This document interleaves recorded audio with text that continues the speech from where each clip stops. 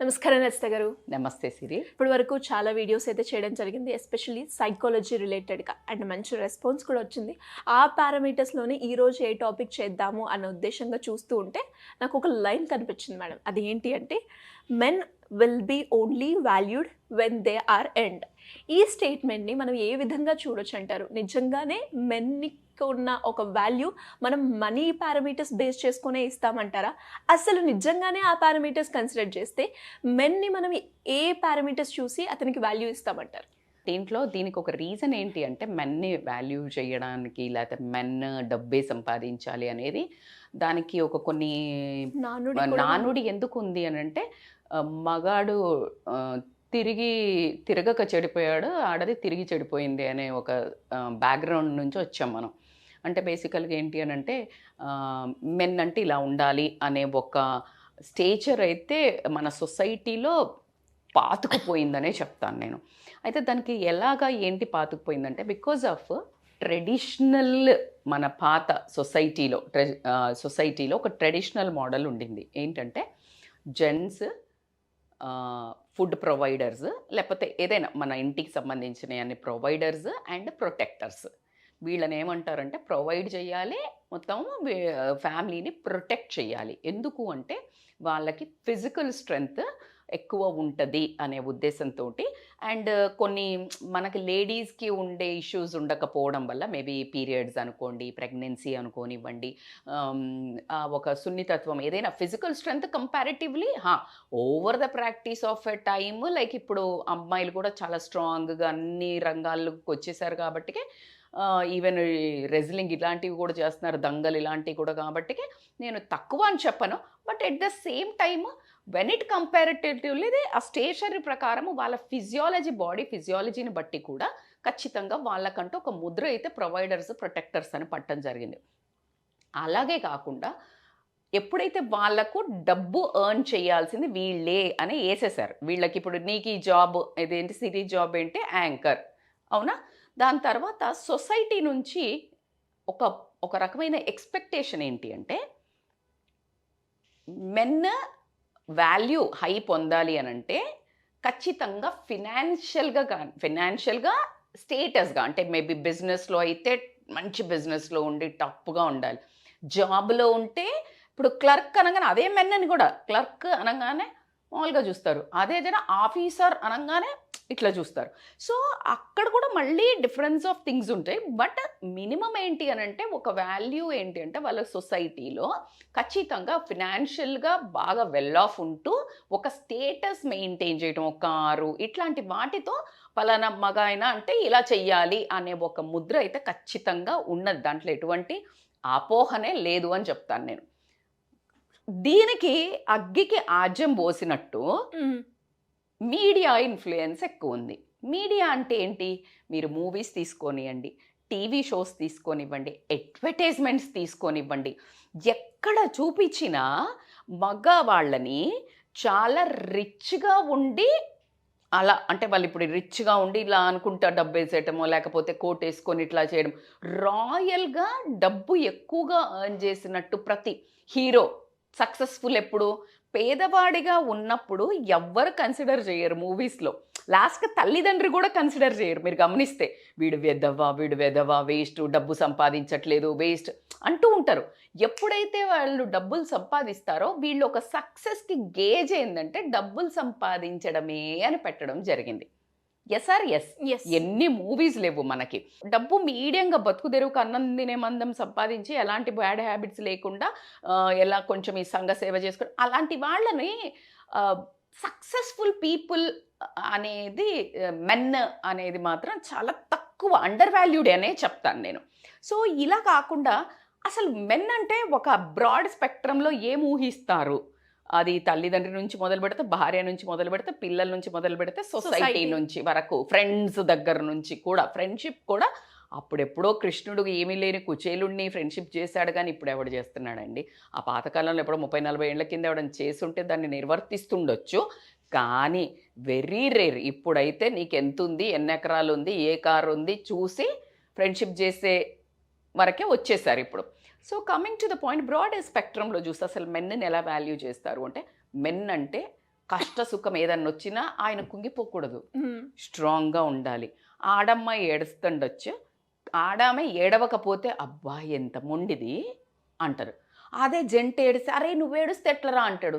Why is also మనిషి కదా పాపము, హ్యూమన్ బీయింగే. అతనికి ఎమోషన్స్ ఉన్నందుకు మనం సంతోషపడాలి. కానీ అతని ఎమోషన్ని జెంట్స్ ఏడవద్దు, జెంట్స్ సమస్యలు చెప్పొద్దు అనే ఒక దాంతో ఎక్స్పెక్టేషన్లో ఎమోషనల్గా స్ట్రాంగ్ ఉండాలి. తండ్రి పేరెంటింగ్, తండ్రి ఇప్పుడు డివోర్స్ ఇద్దామన్నా లేకపోతే ఏదైనా ఒక ప్రాబ్లం వస్తే కూడా జనరల్గా చూడండి, తండ్రి లేకపోతే ఎట్లా, కలిసి ఉండు. తండ్రి అంటే అసలు 80% 70% చేసేది జనరల్గా అమ్మనే. అన్నం పెట్టడమో లేకపోతే తినిపియటమో లేకపోతే స్కూల్కి తయారు చేయటమో, రాగానే హోంవర్క్ చేయించడమో, మళ్ళీ ఫుడ్ పెట్టడమో, మళ్ళీ బజ్జో పెట్టడమో, మళ్ళీ పిల్లలు బయట ఫ్రెండ్స్తో పోతే అమ్మ ఫాలో అవ్వడమో, ఇవాళ రేపైతే అమ్మలు క్లాసెస్కి తీసుకెళ్ళటం. 80% చేసిన the expectation and the parent role, నాన్నను చూసి భయపడాలి, నాన్నకు గౌరవం ఇవ్వాలి. అమ్మను ఊరుకో అమ్మ అంటాడు, నాన్నని ఎవరికో అనేవాళ్ళు చాలా తక్కువ. అప్పట్లో అయితే గజ్జుమని టాయిలెట్ పోసుకునేవాళ్ళు నాన్నని చూస్తే ఖచ్చితంగా. కానీ అమ్మ అనేసరికి ఒక రకమైన చనువు, బికాజ్ అమ్మ అలా ఆడుతూ చిన్నప్పటి నుంచి పాటలు పాడుతూ అలా చేసింది కాబట్టి ఒక రకమైన ఆ తెలియకుండానే మనకు ఆ ఈజ్ అనేది వచ్చేస్తుంది. సో పేరెంటింగ్ రిలేషన్షిప్స్లో కూడా జంట మెయింటైన్ చేయగలగాలి. కాస్త భార్య కాస్త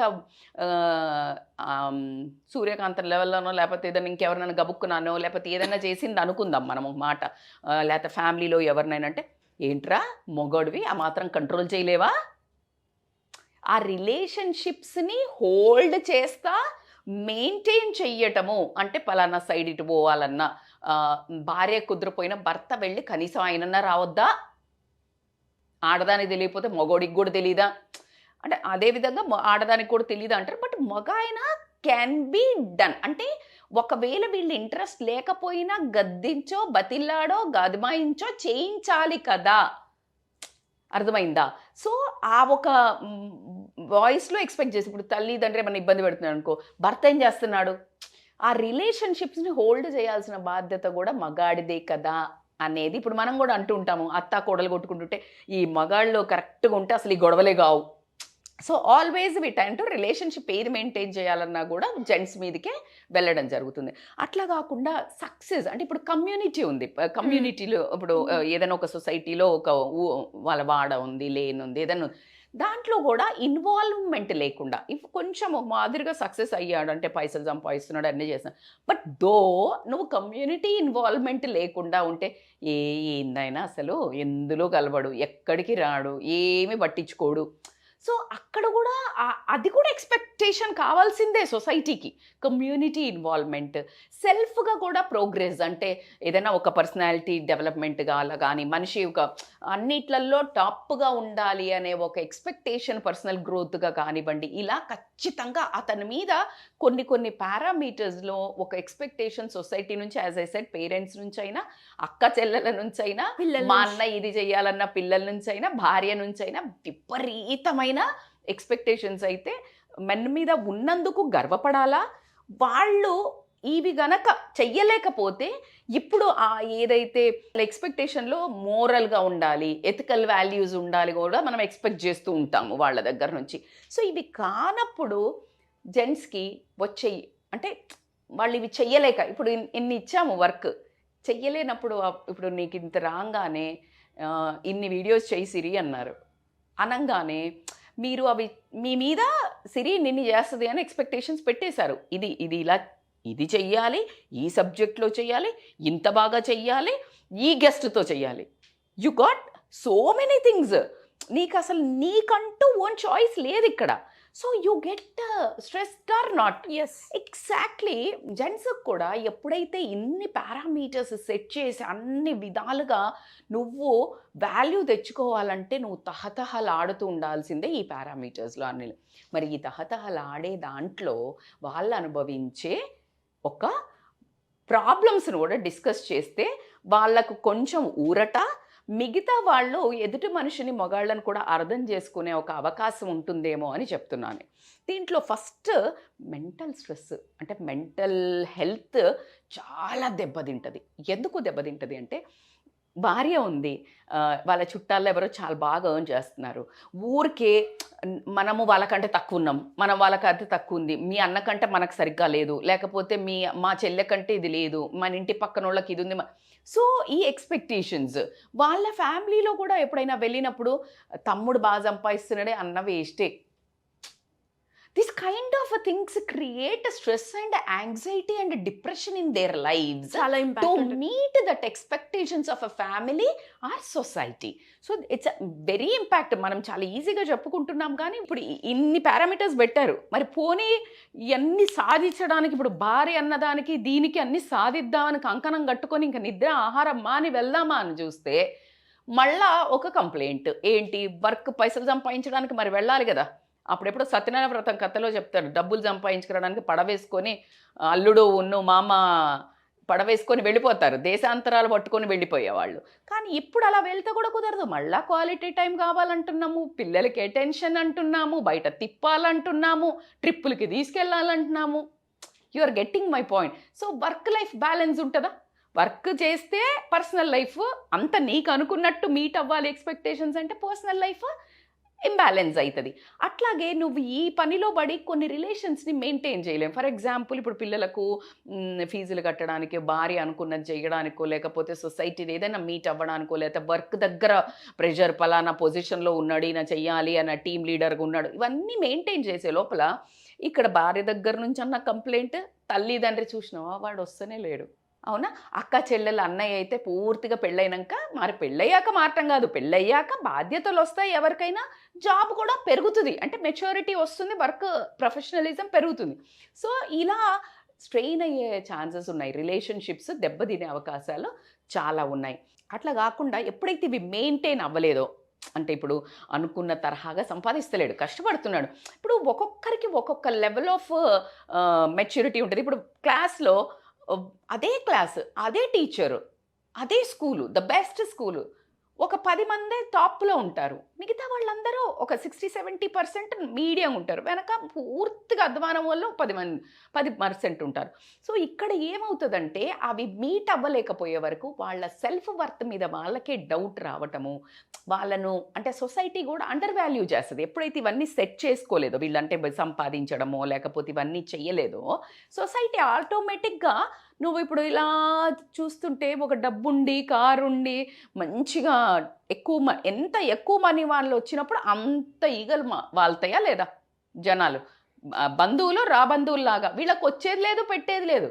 అసలు పలకరించేతోళ్ళు ఈ మంచిగా మనిషి మీడియా కోర్ ఉన్నోళ్ళే.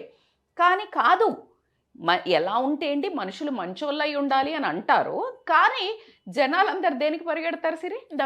డబ్బు చుట్టూ. సో అలా వీళ్ళకి సెల్ఫ్ వర్త్ మీద డౌట్ రావటము, అండర్ వాల్యూ చేయటము సొసైటీ, ఇవి బాగా ప్రెషర్ వాళ్ళ చుట్టూ అయితే క్రియేట్ అవ్వటం జరుగుతుంది.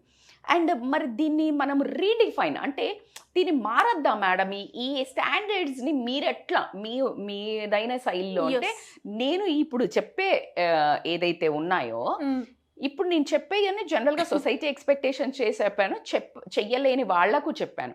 కానీ నేను ఇప్పుడు చెప్పబోయేది ఏదైతే దీని స్టాండర్డ్స్ మార్చాలి అని ఖచ్చితంగా నేను చెప్తాను. ఎందుకు చెప్తాను అంటే యాజ్ ఎ లేడీగా, ఇట్స్ లేడీ జెంట్ అని మనం గీసుకున్న గిరిగీతలు, మనము ఒక మనుషులు అంతే. ఇప్పుడు సైకిల్ ముందుకు నడవాలి అని అంటే ముందు ఒక వీల్ ఉంటుంది, వెనక ఒక వీల్ ఉంటుంది. అది ఆడదా మొగదా, వెనుకున్నది ఆడది ముందున్నది మొగది అని ఉంటుందా? ఉండదు. సో ఆ బండి ముందుకు పోవాలంటే ఇద్దరు మనుషులు పని చేయాలి. ఎవరెవరి కెపాసిటీని బట్టి వాళ్ళు డివిజన్ ఆఫ్ వర్క్స్ చేసుకోవటంలో ఎటువంటి తప్పు లేదు.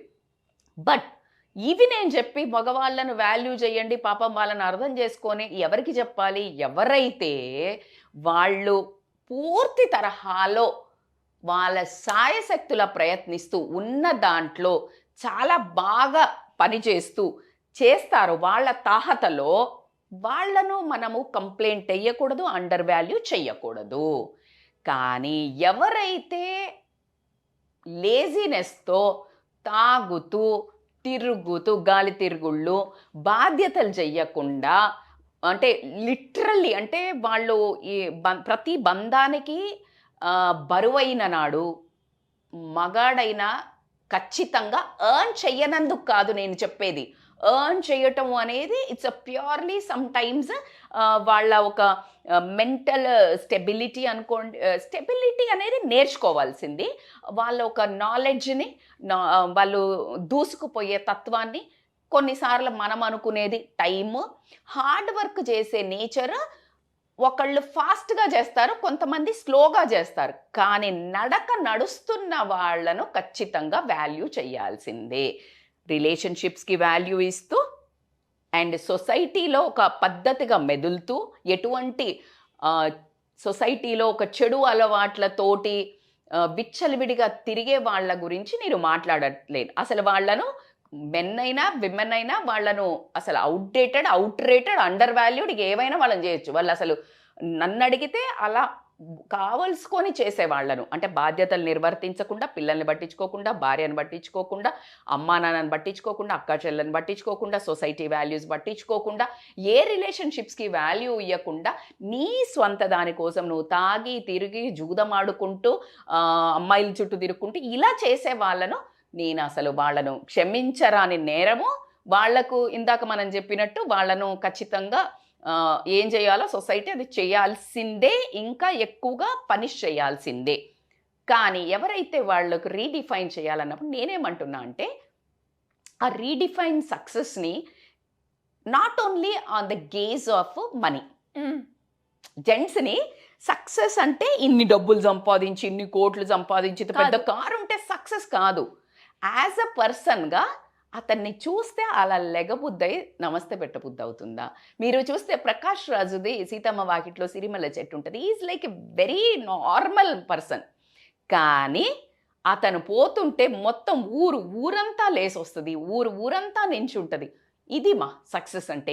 ఆ బంధాలను నిలబెడుతూ కొడుకులను వీళ్ళను ఎలాగా అంటే ఫ్యామిలీ ఒక వాల్యూస్ కాపాడుతూ, రిలేషన్షిప్స్ మెయింటైన్ చేస్తూ, సొసైటీ కమ్యూనిటీ ఇన్వాల్వ్మెంట్లో మంచి జరగడానికి నువ్వు నీ 30-40% టైం పెడితే గనక ఇక్కడ బారాకూన్ మాఫ్.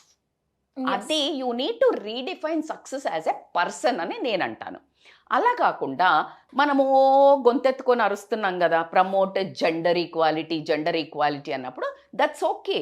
అటు ఎట్లా తయారు చేశారంటే, ఎంత సంపాదిస్తున్నా తల్లి, లేడీ ఎక్కువ సంపాదిస్తే ఏం చెప్తారు, వీడు భార్యనే ఎక్కువ ఎవడు అడిగాడు నిన్ను, భార్యనే ఎక్కువ సంపాదిస్తుంది అంటే ఏ తప్ప, అలా కుదరదు కదా. అక్కడ నువ్వు భార్య ఎక్కువ సంపాదిస్తుంది అని తీసావు కాబట్టినే ఈ హౌస్ హోల్డ్ దగ్గర జెంట్స్ రారు. అది చేస్తే కూడా వింతే.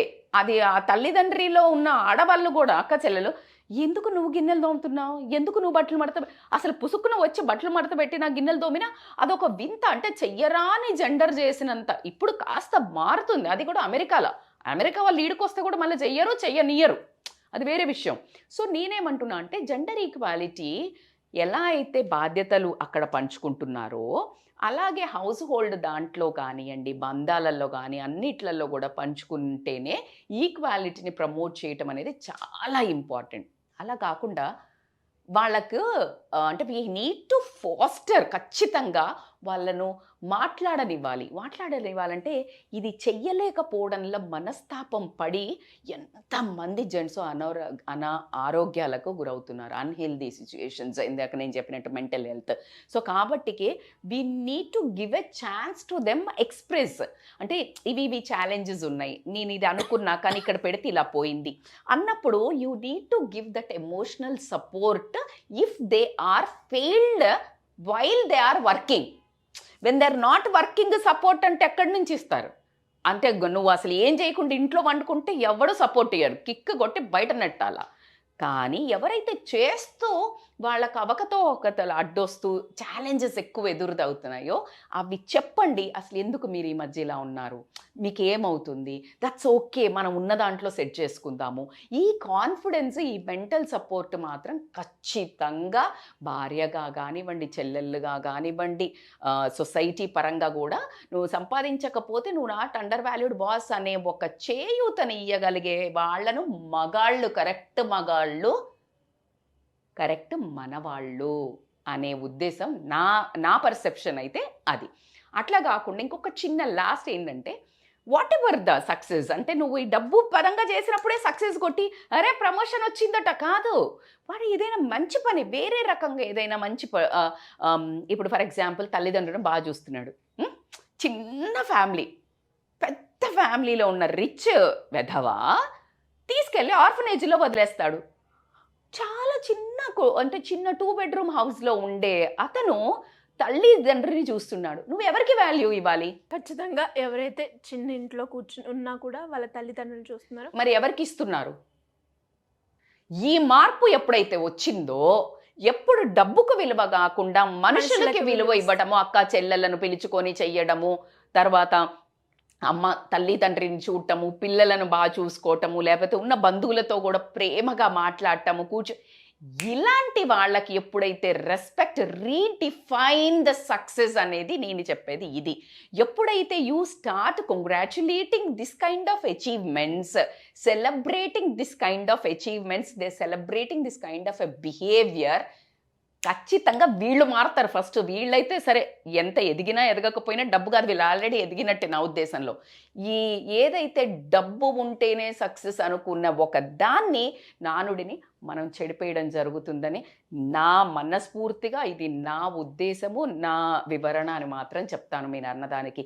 కానీ ఎవరైతే దున్నపోతుల్లాగా తిని తిరుగుతూ ఏమి చెయ్యకుండా భార్యకి ఒక భారంగా మారి, భార్య సంపాదిస్తుంటే ఆ సంపాదనతోటి అలా కాకుండా ఇంకా నిందలు వేస్తూ భయపెడుతూ ఇలాంటివన్నీ గనక చేసే వాళ్ళను మాత్రం వాళ్ళు మగాళ్ళ అసలు అండర్ వాల్యూడా ఓవర్ వాల్యూడా అనేది అసలు టాపికే వీళ్ళకి కాదు. ఇది ఎవరైతే నిజాయితీగా కష్టపడుతూ వాళ్ళకున్న దాంట్లో బాగా చేస్తున్నారో వాళ్ళను ఖచ్చితంగా ఇప్పుడు నేను చెప్పిన క్వాలిటీస్ సొసైటీ పరంగా బంధాల పరంగా నిర్వర్తిస్తారో వాళ్ళకి నా తరపున సెల్యూట్. ప్రతి ఒక్కళ్ళు ఇప్పటి నుంచి ఎవరైతే పేరెంట్స్ని ఇట్లా అందరినీ బాగా చూసుకుంటారో వాళ్ళకి మీరు లేచి వాల్యూ ఇవ్వండి. ఏది మధ్య రకంగా ఉండేవాళ్ళు, అప్పుడు ఎవరైతే చూడరో వాళ్ళను పట్టించుకోకపోవడం వల్ల వాళ్ళకి బుద్ధేనా వస్తుంది అని నా ఉద్దేశం. మెన్ అంటే ఏంటి, మగాడు అంటే ఏంటి, అన్ని విధాల బాధ్యతలను సరిగా నిర్వర్తించేవాడే మగాడు. మగాడు అనగానే 4 అమ్మాయిలు వేసేసుకొని భార్య మీదకి అరిచి, భార్యను గద్దించి, డబ్బులు సంపాదించి కాలరెగరేస్తూ నోటితోటి 10 మందిని బెదిరేవాడు కాదు, కండబలం చూపించి బెదిరించేవాడు మగాడే కాదు. వెరీ వెల్ ఎక్స్ప్లెయిన్ రచిత గారు. నిజంగా నాకు తెలిసి ఈ వీడియో చూస్తున్న ఎవరైతే మేల్స్ ఉంటారో, మెన్స్ ఉంటారో వాళ్ళందరూ కూడా మా వాయిస్ని మీరు రేస్ చేశారు రచిత గారు అని అంటారు. అండ్ మీరు చెప్పినట్టుగానే కేవలం డబ్బే కాదు శాశ్వతం, మనుషుల యొక్క విలువలు, వాళ్ళ పట్ల మనకున్న బాధ్యత ఎప్పుడైతే మనం నిర్వర్తిస్తామో అదే నిజమైన జెండర్ అని మీరైతే చెప్పారు. అండ్ నిజంగా very well explain madam. Thank you so much. Thank you so much.